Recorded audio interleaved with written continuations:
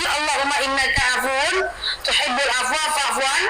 Kemudian yang ketiga salat sunat taubat ya. Yang keempat, perbanyak muhasabah diri. Apa itu muhasabah? Mengingat-ingat dosa diri. Perbanyak muhasabah di bulan Muharram. Jadi saya punya ide, saya punya rekomendasi untuk kita semuanya. Kan kita pernah dengar hadis ya Bu. Bunyinya begini ya. Man sallu raka'atani subuh. Siapa yang sholat subuh 2 rakaat ya. Sholat subuh 2 rakaat ya. Summal i'tikafu ba'da, lalu kemudian i'tikaf setelah subuh sampai datang waktu syuruk. Ya kan, sampai datang waktu syuruk. Faka'annama hajjan wa umratan, pahalanya 1 kali haji 1 kali umrah. Nah, ibu-ibu, ini kan bukan masjid, bukan musola ya. Ini bukan ya. Nanti ibu-ibu di bulan Muharram, kalau belum dilakukan kemarin, lakukanlah di bulan Muharram. Minimal 1 kali 1 minggu saja. 1 kali 1 minggu saja, mungkin ibu pilih di hari Jumat. Datanglah ke masjid, pergilah sholat subuh. Siapa yang sholat subuh 2 rakaat, lalu itikaf sampai syuruk, pahalanya 1 kali haji 1 kali umrah. Dan saya udah pernah jelaskan, itikaf itu ada 5 aktivitas. Dari subuh itikaf sampai syuruk, kan gitu ceritanya kan. Syuruk itu jam 6 lewat 20 ya.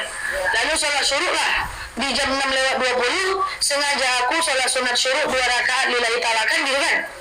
Nah, khusus di bulan Muharram, coba ibu isi iktikafnya itu dengan full muhasabah diri, mengingat-ingat kekurangan diri. Kan aktivitas iktikaf itu ada 5 ya. Doa, zikir, baca Quran, ingat kekurangan diri, sholat sunnah, kan gitu kan. Saya biasanya di hari biasa kita lakukan kelima-limanya. Tapi khusus di bulan Muharram, walaupun cuma sekali seminggu, fokuskan dengan mengingat-ingat kekurangan diri saja. Itu muhasabah diri. Ingat-ingat kekurangan diri kita di bulan Muharram. Supaya apa? Supaya Allah ampunkan dosa-dosa kita itu. Oke? Dari subuh sampai syuruk. Dah? Iya. Silakan. Masuk suruh itu kan, sholat itu sholat Isra. Iya, nak sama. Sholat syuruk dengan sholat isyraq sama. Itu juga bentuknya. Iya, waktunya waktu syuruk. Syuruk itu jamak, isyraq itu mufrad. Itu perbedaan bahasa saja. Sama dengan sholat fajar dengan sholat dengan qabliyah subuh. Itu juga barangnya. Itu juga ya. Itu juga barangnya. Ada yang mengatakan sebelum azan dinamanya sholat sunat fajar. Enggak. Man sallu raka'atanil fajr khairun minad dunya wa ma fiha. Siapa yang 2 rakaat sholat fajar bagaikan dunia dan isinya. Al-fajar itu qabliyah subuh. Iya. Kalau sholat apa Isra pun kan Tidak ada ketentuan ayat dan doa khusus untuk sholat, untuk melakukan sholat syuruk. Jadi apa beda sholat fajar, sholat syuruk dengan sholat duha? Kalau sholat fajar itu matahari muncul belum mengeluarkan panas, oke? Kemudian sholat syuruk, sholat fajar itu matahari belum muncul, masih gelap. Sholat syuruk matahari muncul sudah mengeluarkan panas. Sholat fajar matahari muncul belum. Sholat fajar matahari belum muncul. Sholat syuruk matahari muncul belum panas. Sholat duha matahari muncul sudah panas. Ada juga. Sebaiknya tentu jam 9. Khairul umurul ibadah awsatuha. Lebih baik di tengah-tengah. Kan dia 7.30 sampai jam 11. Ya, kalau setengah 12 saya nggak nyaranin ya. Jadi karena nanti matahari itu tepat di atas kepala kita. Jadi bagusnya itu jam 9 lah. Sholat duha itu sholat paling payah itu. Yo. Kalau sholat sunat subuh kita tak sempat melakukannya. Boleh nggak kita lakukan setelah kita sholat subuh? Nggak bisa. Sholat sunnah rawatib itu terdiri dari 2. Pertama qabliyah, kedua ba'diyah. Suka orang bertanya apa beda rawatib dengan qabliyah. rawatib itu terdiri dari dua, qabliyah dan ba'diyah. Qabliyah itu adalah sebelum sholat fardu, ba'diyah itu setelah sholat fardu. Subuh itu cuman ada qabliyah, cuman ada sebelum subuh. Setelah subuh nggak ada sholat sunat ba'diyah. Jadi kalau telat bangun subuh, terus kita sholat subuhnya ke masjid, maka kan kita nggak sempat qabliyah. Jangan lakukan 2 rakaat setelah subuh, nggak boleh. Ya, jadi kalau mau sholat fajar 2 rakaat sebelum subuh. Tapi problemnya kalau ibu sholatnya di rumah, orang udah azan, sedang azan orang sedang sholat di masjid. Ibu sholat qabliyah dulu 2 rakaat, kemudian sholat subuh dulu, setelah itu 2 rakaat, boleh? Boleh. Kalau ibu di rumah. Jadi kita suka ngeblunder. Apa itu sholat fajar?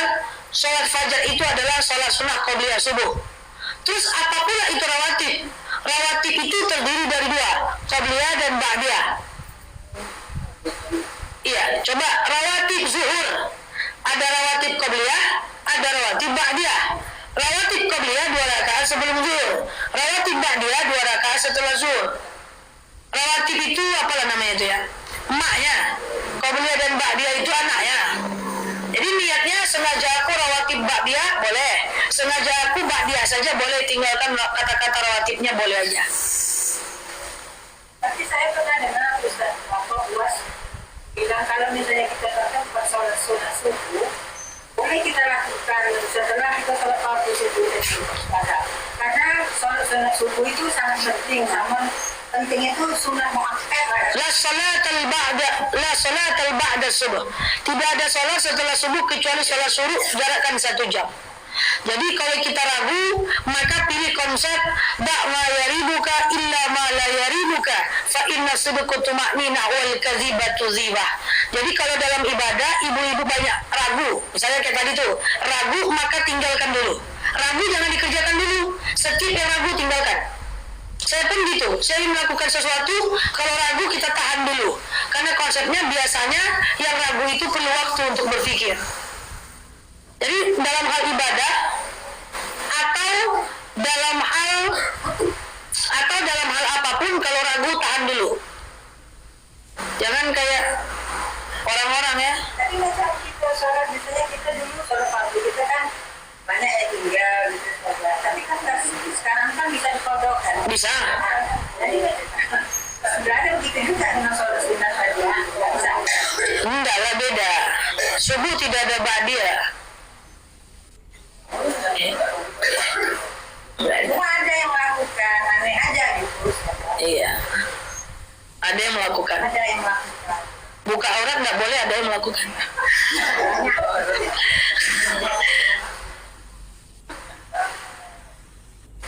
Dah. Nah, jadi misalnya gini Bu, ibu bangun 5:30. 5:30 masih ada sholat subuh. Ibu pengen dulu qabliyah, masih bisa itu. Masih bisa. Selagi masih ada waktu subuh bisa. Sama dengan sholat zuhur. Sholat zuhur itu kan jam 12 katakan sampai jam 2. Ibu zuhurnya 1:30 di rumah. Ibu qabliyah dulu 2 rakaat, lalu ibu lakukan zuhur 4 rakaat, lalu ibu lakukan ba'diyah 2 rakaat. Boleh. Oke? Asal ada qabliyah? Qabliyah. Sebelum. Ada ba'diyah? Ba'diyah? Tidak ada.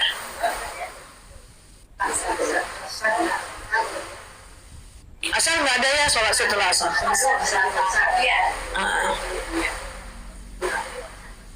Kalau Ya. Ustazah, Ya. kalau kita mengerjakan sunat suruh itu kita kan etika, kita kan tak boleh bicara-bicara. Iya, oke, saya jelaskan ya. Tadi kan saya bilang puasa Tasu'a tanggal 27, puasa Asyura tanggal 28, zikir 3 kali setiap habis salat. Allahumma innaka afuwun tuhibbul afwa fa'fu anni. Perbanyak sholat sunat taubat, perbanyak i'tikaf dari subuh sampai syuruk. Kan gitu, udah 5 nya. Ini 5 ini diamalkan dengan takwal ini ya. Nah, muncul pertanyaan, i'tikaf itu gimana, Zah? Satu, i'tikaf itu ada 2 syarat. Yang pertama, dia harus di masjid atau di musola. Di masjid atau di musola bisa. Musola bisa juga. Dah, bisa di masjid atau di musola. Oh, Masya Allahumma innaka. Masih ngafal Allahumma innaka. Siap. Jadi oke, jadi dari subuh sampai suruh itu adalah itikaf kan gitu. Apa itu itikaf? Itikaf itu ada dua syaratnya. Yang pertama syaratnya dia adalah mesti dilakukan di masjid atau di musola. Karena yang membedakan itikaf dengan zikir biasa, yang pertama adalah di masjidnya. Oke? Yang kedua adalah itikaf itu harus diam. Ngobrol batal itikafnya. Aktivitas itikaf ada 5. Doa, zikir, baca Quran, ingat kekurangan diri, sholat sunnah. Doa, zikir, baca Quran, ingat kekurangan diri, sholat sunnah. Diam. Ngobrol batal itikaf. Banyak masjid apa kan kan itu. Dah cerita setengah jam. Jangan cerita. Itu makanya mesti disampaikan ke jamaah. Memang banyak orang di masjid lain itu cerita ya. Nah itu. Ya, jadi diceritakan, diinfokan. Kalau di masjid tempat saya udah ngerti. Kami habis subuh tuh udah kami ngambil posisi sudut, udah ada cerita.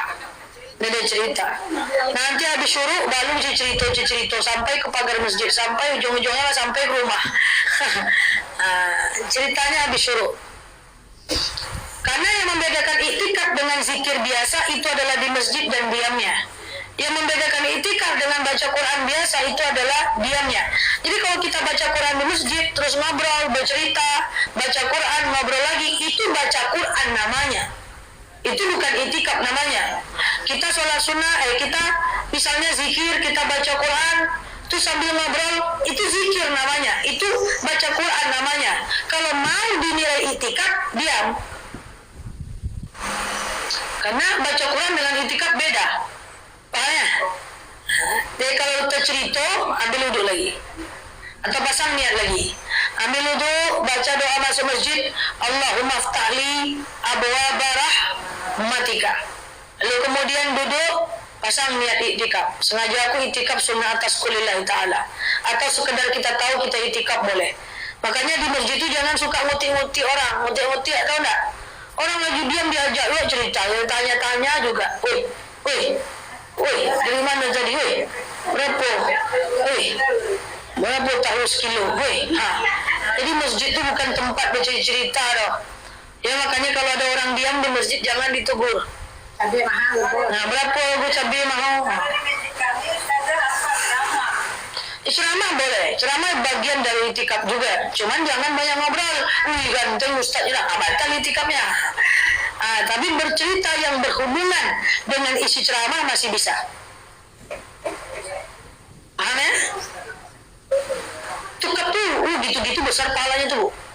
Walaupun ibu duduk aja sambil nyandar, selonjoran, baca Quran, capek baca Quran, berzikir, capek zikir, ingat kekurangan diri, capek baca al-masurat, capek pula baca zikir. Itu besar tuh pahalanya tuh. Itu bukan aktivitas sepele tuh. Itu aktivitas yang luar biasa itu. Cuman sulit dilakukan, apalagi untuk ibu-ibu yang masih punya anak kecil. Susah kan, punya suami. Makanya itikaf tuh orang tua-tua di masjid banyaknya. Yang anaknya udah besar, yang suaminya udah nggak ada. Itikaf itu kan orang tua-tua nih.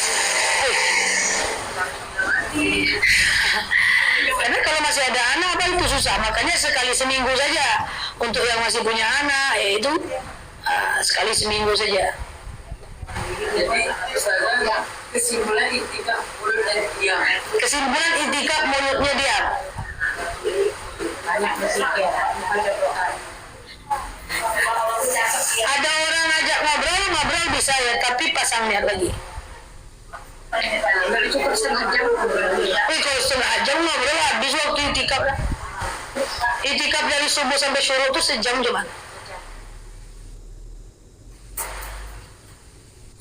Yo. Kita paling aman ngambil pojok sendiri. Memang itikaf itu menyendiri. Coba, itikaf itu duduk diam sendiri di masjid.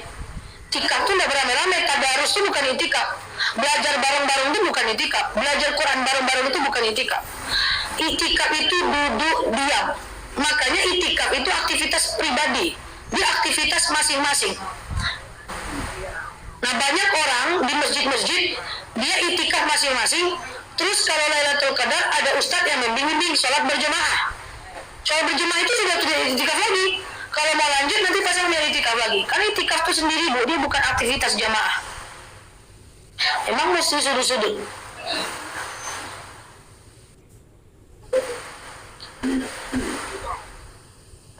Nah, kalau tercerita ditegur orang gimana? Gitu aja lah. Wih, ladu mahal, cabai mahal, iya, lah. Ada nggak baca buat lagi itikaf nih guys? Bisa dipasang. Nah, tapi kalau budaya kita budaya mengerti, insya Allah aman. Insya Allah.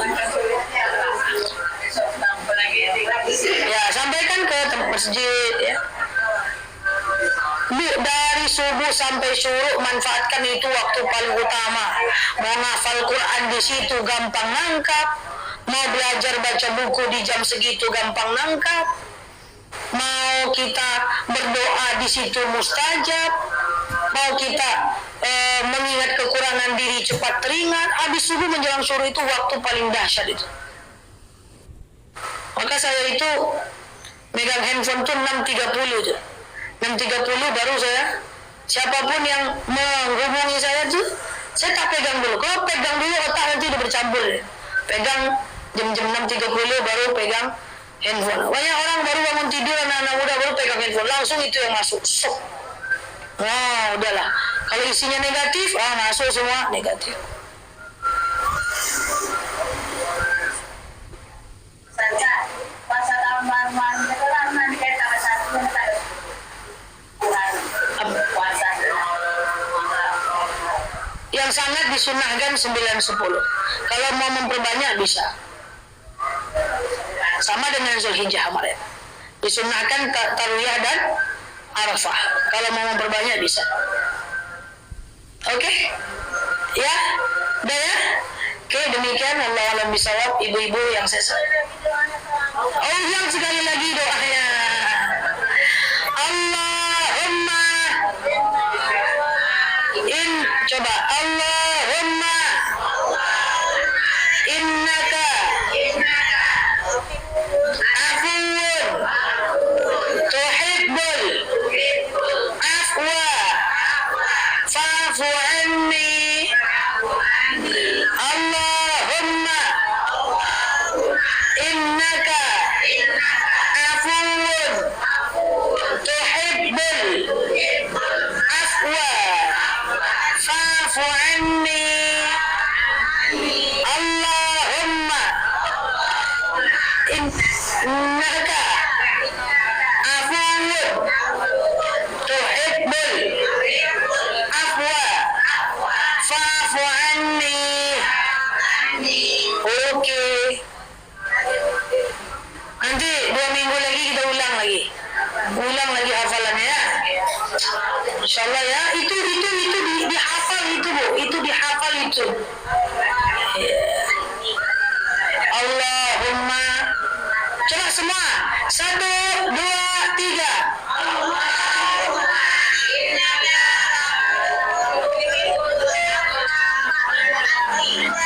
Oke. Allahumma innaka afuwun tuhibbul afwa fa'fu anni. Gitu ya. Dah? Oke? Oke. Ya. Baik, demikian wallahu a'lam bishawab. Subhanakallahumma bihamdika nasyhadu an la ilaha illa anta nastaghfiruka wa natubu ilaik. Assalamualaikum warahmatullahi wabarakatuh.